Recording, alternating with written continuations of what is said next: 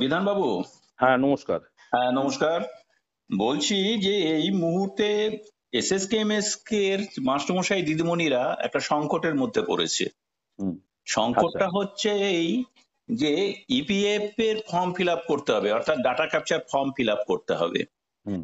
কিন্তু অনেক মাস্টারমশাই দিদিমণি যাদের বয়স 55-56 হয়ে গেছে তাদেরকে শুনতে পাচ্ছি জোর করে ফর্ম ফিল আপ করানো হচ্ছে। হুম। তো এই ক্ষেত্রে ফর্ম ফিল আপ যদি করে ফেলে, তারা 65-তে ফিরতে চায়, তারা কি ফিরতে পারবে? আর যদি ফর্ম ফিল আপ করেও ফেলে তাহলে কি অসুবিধা হতে পারে? তারা কি আর ফিরতে পারবে না? এটা গেল এক। দুই হচ্ছে যে এর সঙ্গে কি কোনো দরখাস্ত জমা দিতে হবে? যদি ফর্ম ফিল আপ সে না করে তাহলেও কি দরখাস্ত দিতে হবে?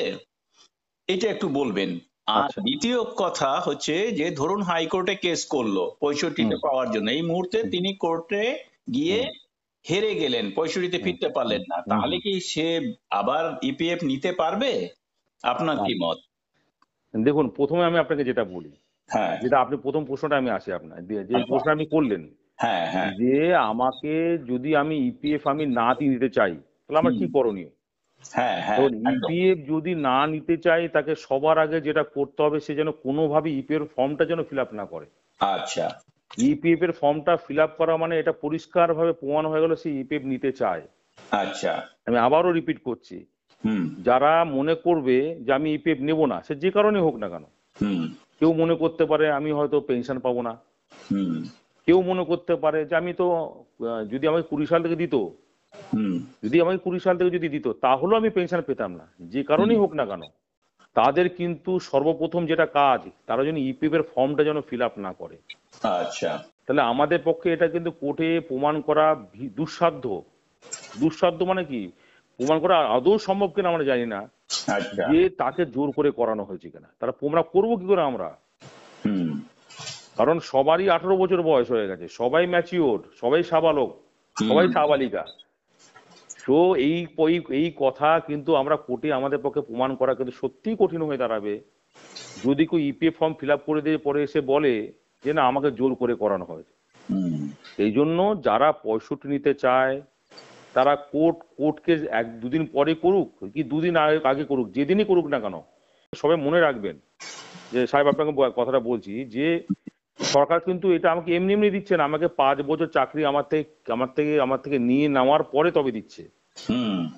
তো সেক্ষেত্রে আমার কিন্তু এটা কিন্তু আমার বিচার করার অধিকার, যে আমি 5 বছরের যে বেতন আমি চাকরিটা ছেড়ে দিলাম, তার বিনিময়ে সরকার যেটা দিচ্ছে তাতে আমার লাভ হচ্ছে না ক্ষতি হচ্ছে।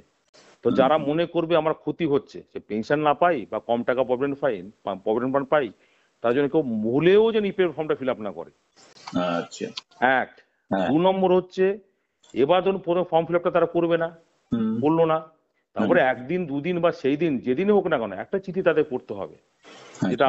যেটা ওই যে আমাকে সরকার 2020 থেকে বলা হয়েছিল যে আমাকে ইপিএফ যে সুবিধা দেওয়া হবে, হুম। আমাকে 24শে এপ্রিল থেকে সেই সুবিধা দিল। হুম। তো এই 4 বছর দেরি করার কারণে আমি আর্থিকভাবে আমার ক্ষতি হচ্ছে। কি ক্ষতি সেটা পরে প্রশ্ন, ক্ষতি তো পরে করতো, হ্যাঁ ক্ষতিগ্রস্ত, সেটা আমরা তারা ক্ষতিগ্রস্ত। লিখে চিঠি জমা করে দেবে, কিন্তু হুম। সেটা তাদের করতে কোনো ফার্স্ট কাজ যেটা ফর্মটা ফিল আপ করবে না। হুম। দ্বিতীয় কাজ হচ্ছে 1 দিন হোক 2 দিন পরে হোক তারা যেন চিঠিটা করে দেয় হুম। যে আমি এই কারণে ইপিএফ নিতে চাই, এই কারণে আমি ইপিএফ নেইনি বা ইপিএফ নিতে চাই না। চাই না। হ্যাঁ। এইটা হচ্ছে 65-তে, বর্তমানে 65-তে ফেরার একমাত্র রাস্তা, আর কোনো রাস্তা নেই। আচ্ছা। আর এবার যারা ধরুন করে ফেলবে, কোর্টে, অলরেডি হ্যাঁ, যারা, কোর্টে সাহেব একটু কেস বলে, করবে। আমি হ্যাঁ। বলে দিচ্ছি, এটা যারা করে ফেলেছে অলরেডি, যারা মনে করছে, যারা না বুঝে হয়তো করে ফেলেছে, হুম। তাদের জন্য কিছু রাস্তা হয়তো আমরা চেষ্টা করছি বের করা, সেটা আমি আপাতত ভাবতে চাইছি না। সেটা আচ্ছা। যদি যদি কোনো রাস্তা পাই সেটা পরবর্তীতে আপনাকে জানিয়ে দেবো। আচ্ছা। আর যেটা আপনি সব থেকে গুরুত্বপূর্ণ যে কথাটা বললেন, যে হুম। যারা অনেকে মনে করছে যে না আমি ধরুন এখনো হাইকোর্টে ইপিএফ এর ফর্ম ফিল আপ করলাম না, হুম। না করে আমি চিঠিটা জমা দিলাম যে আমি ইপিএফ চাই না, আমাকে 65 দেওয়া হোক, তারপর আমি হাইকোর্টে গেলাম, হুম। হাইকোর্টে গিয়ে দেখা হলো আলটিমেটলি শেষে গিয়ে আমি হেরে গেলাম। হুম। তো কোর্টের পুরো বিষয়টা তো হাইকোর্টে বিচার করবো, আমি তো বিচার করবো না। আচ্ছা। হাইকোর্টে যিনি জজ যিনি বিচারপতি আছেন তিনি বিচার করবেন হুম। যে যে ক্যান্ডিডেট আমার কাছে এসছে তিনি কেন এসেছেন আমার কাছে, তার কি প্রেয়ার নিয়ে এসছে, তার হুম। প্রার্থনাটা কি, কি চাইছে, আচ্ছা সেখানে আমরা সবসময় একটা ইন্টারিম পিরিয়ড একটা যে সুযোগ রেখে দিই, আচ্ছা একটা ইন্টারিম যে আমরা কোর্টকে তখন আমরা একটা এটা আমরা সব মামলাতেই আমরা বলি আচ্ছা যে আমরা মামলা যতদিন চলবে হুম ততদিন যেন তাদের কোনো ক্ষতি না হয়, এইটা আমরা সবসময় মামলা করার সময় মামলাতে লিখি। আর দ্বিতীয় কথা এটাও আমরা এটা অনেক সময় আমরা বলে রাখি যে আজকে আমরা যেটা ছেড়ে দিয়ে আসলাম হুম সেইটা যদি আমরা পরবর্তীকালে আমরা যদি পেলাম না, তাহলে অন্তত সেটা যাতে আমরা ফ্রি দিতে পারি সেই কথাও আমরা কোর্টে লিখি, মামলাতে লিখি।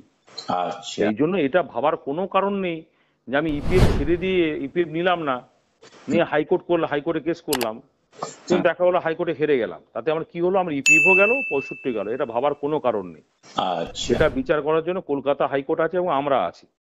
আচ্ছা আমরা কলকাতা হাইকোর্টকে প্রথম দিনই আমরা বলবো, হুম বা আমরা সবসময় এটা বলে থাকি যে আজকে তোমার কাছে এরা এসেছে কিন্তু এইটা ছেড়ে দিয়ে এসেছে, হুম তো তুমি যাই করো না কেন তোমার যদি মনে হয় হুম বা জজ সাহেবের যদি মনে হয় যে উনি দিতে পারবেন না, হুম সেক্ষেত্রে তারা যাতে আবার সেটা ফিরে যেতে পায় সেটা হাইকোর্ট করে দেয়। নর্মাল ক্ষেত্রে স্বাভাবিক ক্ষেত্রে করে দেয়। আচ্ছা কারণ হাইকোর্টও জানে যে তারা এটা যদি নিয়ে নিত তাহলে তারা কোর্ট কেস করতে পারতো না। করতে পারতো না, হ্যাঁ তা যেহেতু কোর্ট কেস ওরা করতে চেয়েছে সেই কারণে নেয়নি, হুম সেই জন্য এটা এই নর্মাল ক্ষেত্রে এটা কিন্তু কোর্টে রায় দিয়ে দেয়, সেটা নিয়ে ভয়ের কোনো কারণ নেই। ঠিক আছে? আচ্ছা আচ্ছা না আমরা তো কোর্টকে আমরা তো প্রথম দিন আমার যে কোনো মামলা ক্ষেত্রেই যখন আমার কোনো পরিস্থিতি তৈরি হয় হুম যে আমি যদি নিয়ে নিই তাহলে কোর্টে যেতে পারবো না, সেক্ষেত্রে আমি হাইকোর্টে যাবো না বা সুপ্রিম কোর্টে যাবো না, তখন আমরা হাইকোর্টে গিয়ে সুপ্রিম কোর্টে প্রথম আমরা এই কথাটাই কোর্টকে আমরা বলি যেটা কাছে সে এই যে যারা তোমার কাছে এসেছে তারা কিন্তু ওটা ছেড়ে দিয়ে এসেছে। হুম তো সেই জন্য তোমার যদি দিনের শেষে মনে হয় এই তুমি দিতে পারবে না তারা যেটা চাইছে, সেক্ষেত্রে তারা যেটা ছেড়ে এসছে অন্তত তারা যাতে সেটা ফিরে পায় সেই ব্যবস্থা তুমি করে দেবে, এবং সেটা নর্মালি হাইকোর্ট বা সুপ্রিম কোর্ট করে দেয়।